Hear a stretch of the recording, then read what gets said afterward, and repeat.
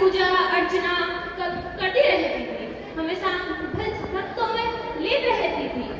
एक बार एक ठग ने उसे देखा और सोचा कि यह स्त्री बड़ी मासूम है, बड़ी भोली है, इसे आराम से ठगा जा सकता है। ठग साधु बन गया। साधु बनना आसान है, लेकिन साधु होना मुश्किल है। रावण साधु बन गया था सीता जी का हरण करने के लिए, पर साधु हुआ नहीं। ठग साधु बना तो उसके सामने आया मंदिर में और बोला कि हे देवी, क्या तुम मुझे जल पिला सकती हो? तो वैराग्यवती कहती है कि गुरुदेव अभी लेके आती हूँ। वह पानी लेकर आ रही होती है तो मन ही मन सोच रही होती है कि आज बाबा जी को पानी पिलाएंगे, बड़ा आशीर्वाद मिलेगा। वह उसे पानी पिलाने जाती है तो ठग कहता है, क्या तुमने कभी शिक्षा दीक्षा ली है? तो वैराग्यवती कहती है, नहीं बाबा जी, मैंने कभी शिक्षा दीक्षा नहीं ली है। तो ठग कहता है कि अगर तुमने शिक्षा दीक्षा नहीं ली है तो हम तुम्हारे हाथ से जल ग्रहण नहीं कर सकते। वैराग्यवती कहती है कि हे गुरुदेव, आप ही मुझे शिक्षा दे दीजिए। ठग कहता है कि क्यों नहीं, जरूर दे सकते हैं। तो वैराग्यवती कहती है, दीजिए गुरुदेव। तो ठग कहता है, हमारी शिक्षा दीक्षा ऐसी वैसी शिक्षा नहीं है जो कहीं पर भी दे दी जाए, हमारी शिक्षा जंगल में जाके दी जाती है। तो वैराग्यवती कहती है कि बाबा जी, अगर शिक्षा जंगल में जाके मिलेगी तो मैं जंगल जाने के लिए तैयार हूँ।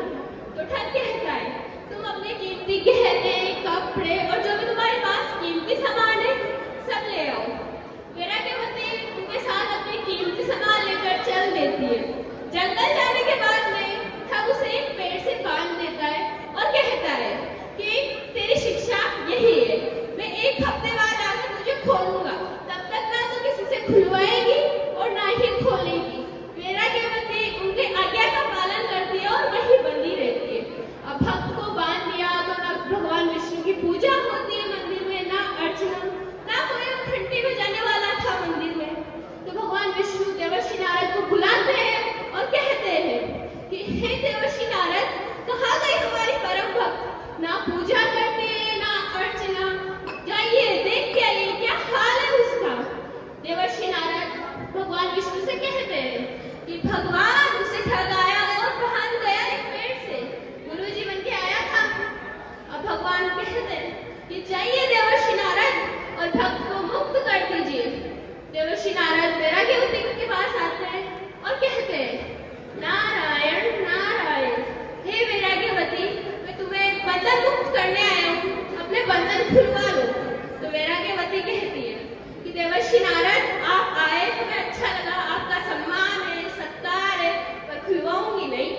मेरे गुरुदेव ने बांधा है तो उन्हीं से खुलवाऊंगी। नारद जी से बड़ा समझाते हैं पर वह नहीं मानती। देवर्षि नारद परेशान होकर भगवान के पास जाते हैं और कहते हैं कि हे भगवान, चलिए, वो हमसे तो नहीं खुलवाती, हमने बड़ा प्रयत्न किया उसे समझाने का। भगवान स्वयं आते हैं और कहते हैं कि वैराग्यवती, मैं तुम्हारे लिए स्वयं आया हूँ, अब तो अपने बंधन खुलवाओ। वैराग्यवती कहती है कि प्रभु, आप आए हमें अच्छा लगा, देखिए मेरे गुरुदेव की महिमा, कि उनकी आज्ञा का पालन करने में मुझे देवर्षि नारद के भी दर्शन हो गए और आज तो स्वयं आपके दर्शन हो गए। इससे महान गुरु कहाँ मिलेगा मुझे? तो मैं उन्हीं से खुलवाऊंगी।